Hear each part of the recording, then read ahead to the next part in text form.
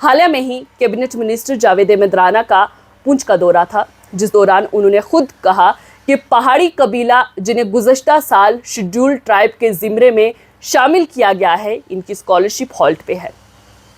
अगर गुजर बकरवाल बरादरी को स्कॉलरशिप मिल रही है, जो कि पहले से ट्राइबल मिनिस्ट्री में शामिल हैं, अगर उन्हें कोई मसाइल नहीं पेश आ रहे तो पहाड़ियों को क्यों आ रहे हैं?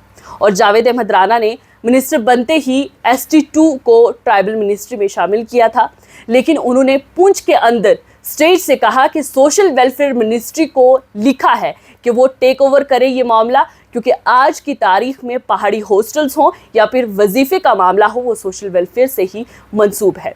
फाइल पिछले 6 महीनों से सकीना इत्तू के टेबल पर है। क्या जवाज़ियत बनती है कि उस फाइल को पिछले 6 महीने से अपने पास रखा गया है? पुंछ के अंदर आके डेवलपमेंट की बहुत बड़ी बड़ी बातें की जाती हैं, लेकिन 14 लाख पहाड़ी नौजवानों का हक खाया जा रहा है। सोशल वेलफेयर से वो फाइल थ्रू करके ट्राइबल मिनिस्ट्री नहीं भेजी जा रही है।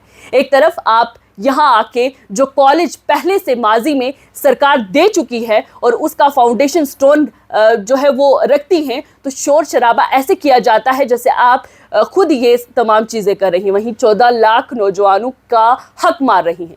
इनके खुद के मिनिस्टर ने ये कहा है कि हमने लिख के भेज दिया कि सोशल वेलफेयर मिनिस्ट्री को 6 महीने से मिनिस्ट्री का जवाब नहीं आ रहा, जिससे ये समझा जा सकता है कि आपस में इनका तालमेल नहीं है, जिसकी वजह से काम रुक जाते हैं। तो ज़मीनी सतह पर किस तरक्की की बात कर रहे हैं या क्या तरक्की होगी, जहां पर 14 लाख नौजवानों को नज़रअंदाज किया जा रहा है, स्कूल के बच्चों को स्कॉलरशिप नहीं मिल रही है, पहाड़ी हॉस्टल्स की इतनी खस्ता हालत है, उसका कोई हल नहीं, वहाँ सिर्फ बातें हो रही हैं।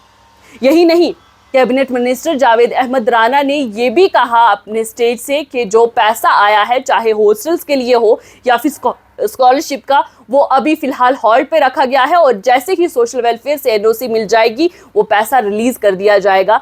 यहाँ आपको ये भी बताना चाहूँगी कि NOC इसलिए चाहिए क्योंकि पहाड़ी हॉस्टल्स जो चल रहे हैं और जो स्कॉलरशिप है वो सोशल वेलफेयर से ही मिल रही है।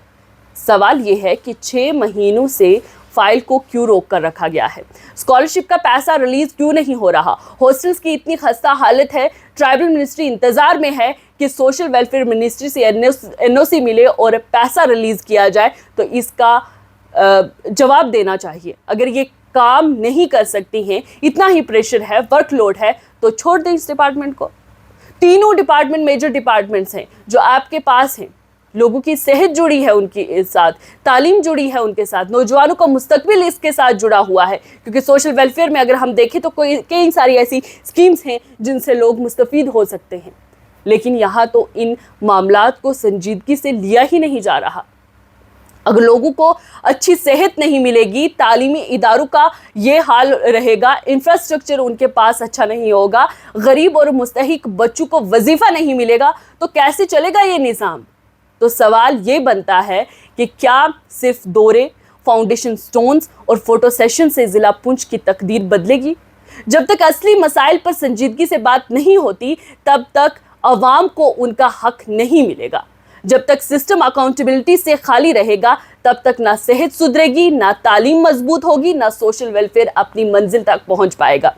पुंछ के लोग ना अंधे हैं ना बेवकूफ़, वो हर दफ़ा एक नए वादे, नए मिनिस्टर और नए स्पीच को सुनते हैं, लेकिन उनके दिलों में एक ही सवाल गूंजता रहता है कि क्या इस बार भी सब कुछ सिर्फ दिखावा था? अगर 14 लाख पहाड़ी नौजवानों का मुस्तकबिल फाइलों में दबा रहेगा, अगर बच्चों की मौत सिर्फ 10,000 में तोल दी जाएगी, अगर स्कॉलरशिप और सेहत सिर्फ वादों तक महदूद रहेगी, तो फिर ये निज़ाम चल कैसे रहा है और किसके लिए? ज़िला पुंछ अब सिर्फ उम्मीद नहीं चाहता, अमल भी चाहता है।